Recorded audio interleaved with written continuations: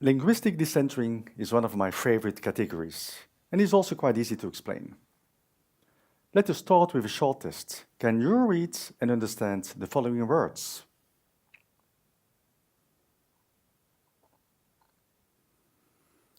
If it can comfort you, I can read and understand none of these terms myself.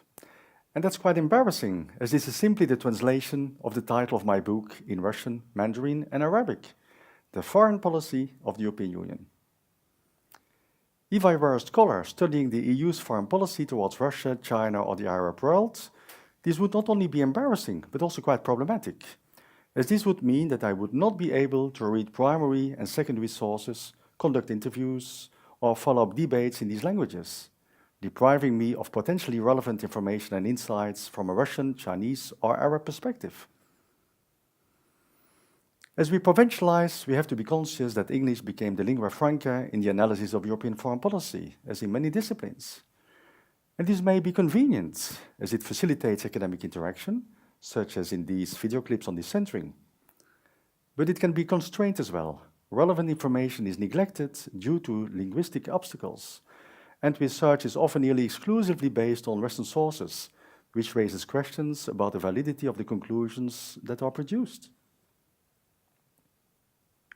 English communication also has an inclination towards straightforward statements. It favors a linear progression of arguments and often prefers binary readings of complex realities, such as good versus bad, democratic versus undemocratic, etc. And although this can be seen as spelling out clarity, it also is an obstacle for expressing and understanding complex realities.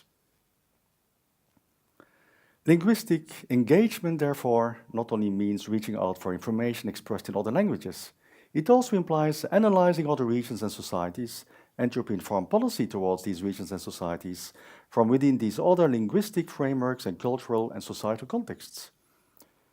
Linguistic engagement is indeed crucial because, and I quote Groom, any language by its structure, its metaphors, and its vocabulary imposes a pattern of thought which reflects its parent culture.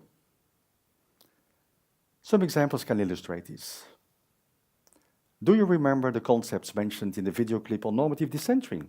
Quanchi, Ubuntu, Lichnerst, all reflecting specific notions of how individuals exist within and through social relationships, which can have an impact on how human rights or fundamental rights are interpreted.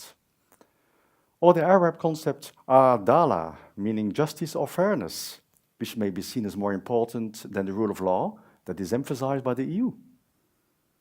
Another interesting example is the avoidance of direct refusal or disagreement in Asian discourse. The word no is rarely used in Asian languages, but its meaning is rather conveyed indirectly in order not to harm another's dignity. The question is whether European scholars are sufficiently aware of these quite fundamental differences in communication. Understanding communicative contexts calls for scholars or collaboration with scholars who not only have a sound knowledge of the relevant languages, but also a good understanding of the broader linguistic and cultural contexts and related conceptual lenses. And this is indeed key to unveiling both fundamental meanings and subtle nuances and avoiding that fundamental meanings get lost in translation. Linguistic provincializing and engagement may lead to reconstruction. With a better understanding of the linguistic frameworks in other regions and societies, differences in the way facts, interests, and sensitivities are conveyed can be revealed. And these may enhance our understanding of the effectiveness or lack of effectiveness of European foreign policy and European diplomatic outreach.